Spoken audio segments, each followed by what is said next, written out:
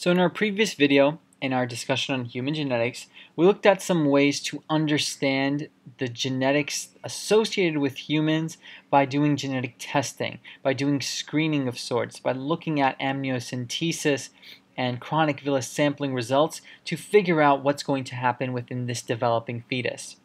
Now, there are other ways to look at genetic testing, and specifically in this next flowchart, which we'll entitle Genetic Testing and Counseling GTC II, we're going to be looking at ways to look at a newborn, let's say. And specifically what we mean by in the genetic testing world is something known as newborn screening.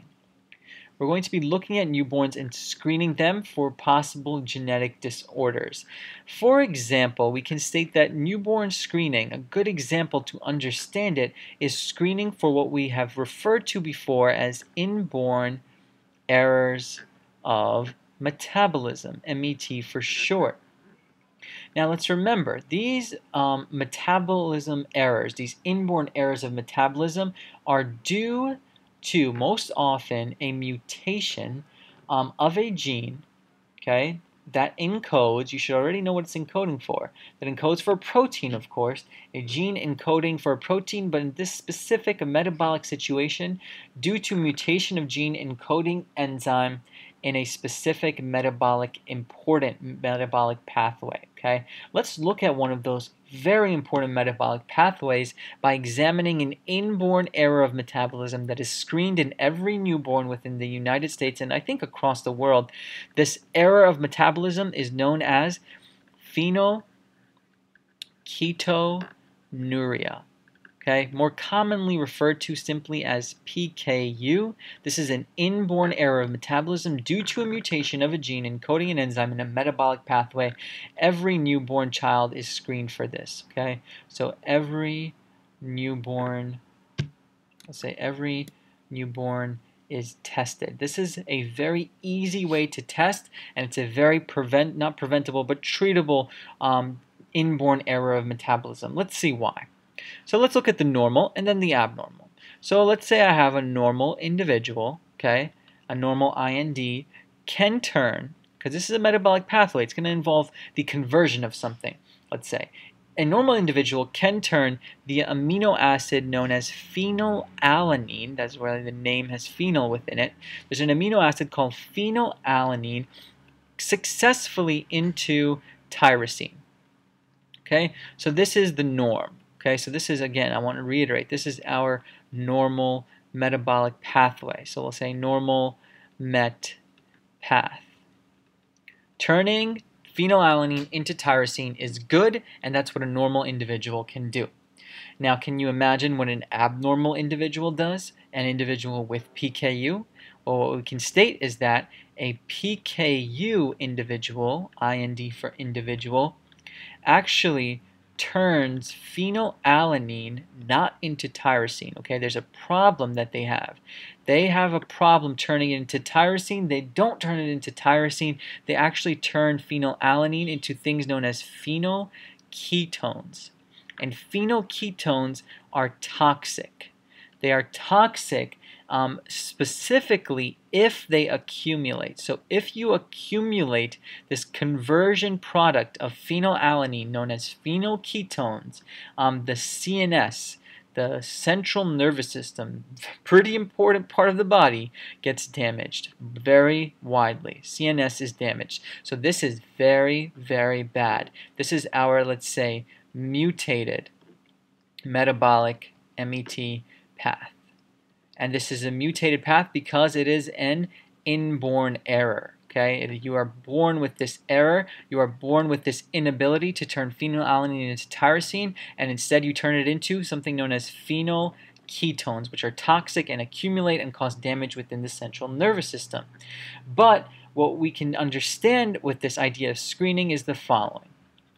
If we have a screen of an individual, okay, if the screen shows PKU, if this newborn shows the PKU signs, let's say, we have to immediately, and this is why it's very important to screen the child very early on, immediately put this individual for the rest of their life on a completely low, maybe even completely absent phenylalanine diet. Okay, so phenylalanine is a amino acid. Thus, it's a part of a protein usually. Okay, so think of proteins right now that have amino acid phenylalanine diet. Let me just finish my thought here. Diet without. Okay, so reiterate. If the baby has PKU through the moment that they're born, they see that this baby has PKU through this newborn screening. That's why it's called newborn screening. You are immediately going to put that child for the rest of their life on a low phenylalanine diet without. Again, phenylalanine is an amino acid. Amino acids are found in proteins. So you will make sure that this diet is relatively low in fish. You will make sure this diet is relatively low in meat. You will make sure that it's low in dairy. What do all these things have in common? They are protein heavy pieces, okay? Even low in bread and even low in certain nuts, okay? So all of these things have to be sort of very low quantity, because if they're in high quantity, all this phenylalanine coming from fish, meat, dairy, bread, and nuts are going to turn into phenyl ketones. Those phenyl ketones will be toxic. They will accumulate. They will damage the central nervous system. This will be an inborn error of metabolism showing itself up. PKU is very bad if the diet is not correct. And a very relevant thing that you can actually probably do right now, or the next time you're in a restaurant, is look at a diet soda. You've probably seen this before, and you've probably wondered, and you've probably maybe answered, maybe not. Why does diet soda always say attention phenylketonuriacs? Why do they always big attention sign? Every single diet soda has an attention phenylketonuriacs label on it. This is because diet soda has a fake sugar, let's say a sugar alcohol, a synthetic sugar called aspartame. Okay? Aspartame is a synthetic sugar which actually has within its structure, which has, what do you guess? What do you think phenylketonuriacs have to stay away from? Phenylalanine, which has phenylalanine. Thus, phenylketonuriacs, can they have diet soda? No. Why not? Because diet soda has aspartame, and aspartame is partly made with phenylalanine. Thus, diet soda is no good for our PKU individuals. Thus, every single diet soda has that label of attention phenylketonuriacs.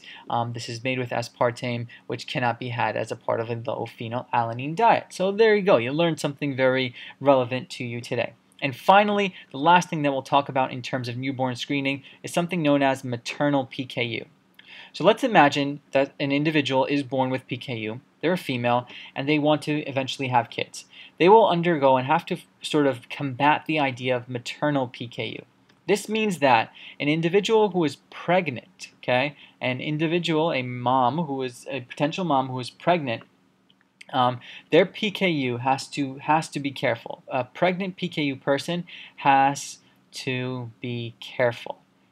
They have to be very, very careful throughout their pregnancy, because what they have to understand is that not only are these low phenylalanine diets, this is crucial to have throughout the life, but specifically when they're pregnant, they really need to make sure that the phenylalanine diet is low, because phenyl ketones have been shown to accumulate in the blood. Okay, they can still accumulate in the blood even if the individual is pregnant. Okay, they still accumulate in blood. And what did I say about mom and fetus? There's a placenta, right? That placenta is an intimate area of exchange. This exchange can happen, and if this exchange happens, if these phenyl ketones end up anywhere near our developing fetus, this is going to cause very irreversible damage to the fetus.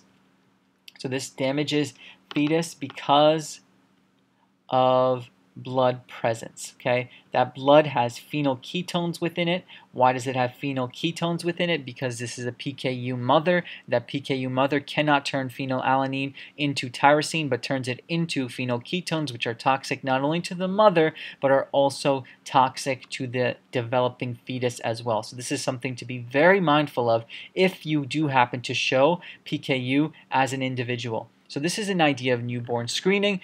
For the most part, I think almost all developed countries, any country, I think, screens for PKU the moment a baby is born to make sure that they can immediately be put on this low phenylalanine diet, because you do not want a central nervous system to be damaged. This is really, really bad. So you screen every single newborn. Very inexpensive to do, very common, a very relevant idea behind genetic testing and counseling. And that concludes our discussion on GTC. We have one last flowchart to go through in human genetics.